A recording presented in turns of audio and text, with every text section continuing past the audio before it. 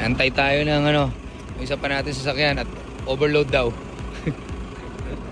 Yan, bayad. Ibig sabihin, bayad. Yan, currently, moving na tayo. Ayan. Alis na tayo ng Batangas Port. Yung mga sakyan natin.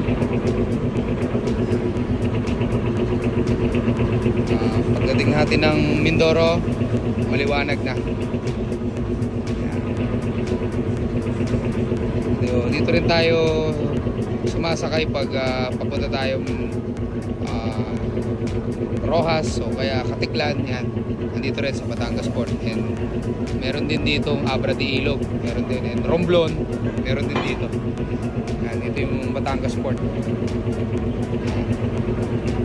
Yan.